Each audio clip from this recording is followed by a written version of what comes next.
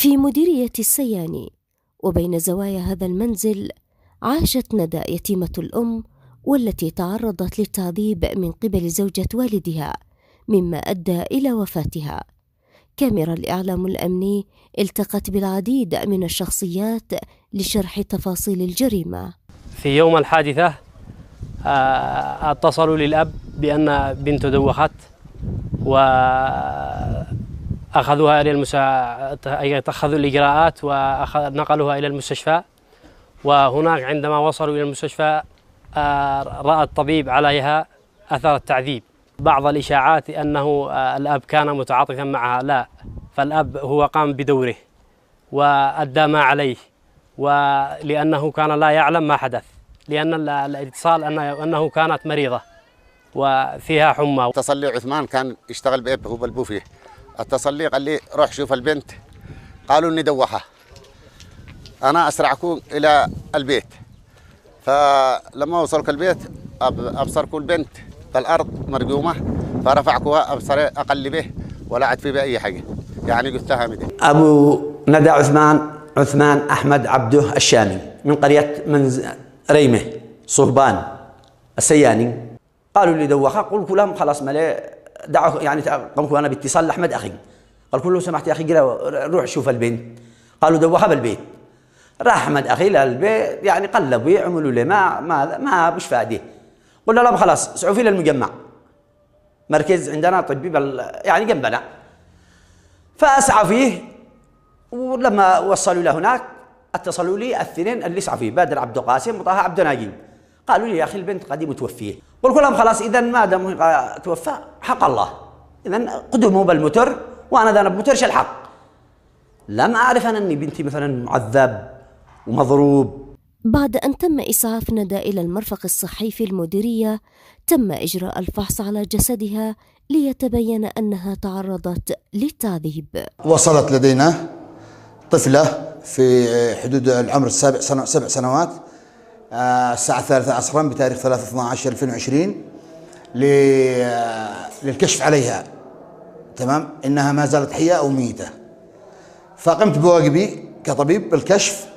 أثناء الكشف شفت أثر كدمات في يدها اليسرى، فقمت الكشف على الجسم كامل، فرأيت البنت كلها كدمات سوداء في جسمها كامل وضربها في رأسها. تلقيت بلاغ من الدكتور عماد سعيد الشعيبي دكتور المركز الصحي بوصول طفلة ندى عثمان الشامي متوفية داخل المركز، ولديها كدمات ولديها يعني أحلام التعذيب على حسب كشف الدكتور.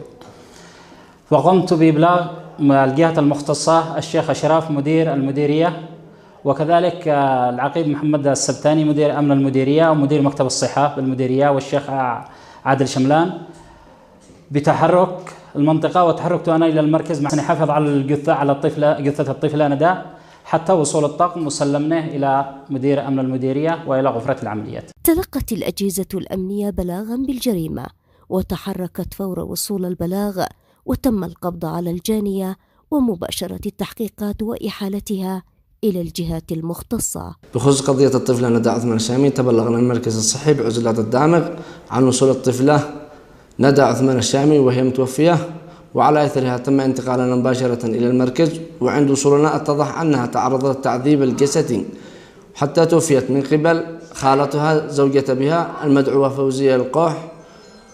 وتم ضبط الجاني وتم اتخاذ الإجراءات اللازمة حيال ذلك، وسيتم إحالتها إلى جهة الاختصاص النيابة الجزائية، وحيث تم متابعتنا من قبل مدير أمن المحافظة العميد عبد الله الطاووس، وكان له اهتمام في القضية مباشرة. نشكر رجال الأمن والجهات المختصة الذين قاموا بسرعة مبادرة إلقاء القبض على الجاني، وقاموا بالتحري، وكان والأمس لهم بصمة كبيرة في هذا الموضوع وهذه الجريمة، يعني إنهم أسعدونا بحقهم العمل الجيد والسريع.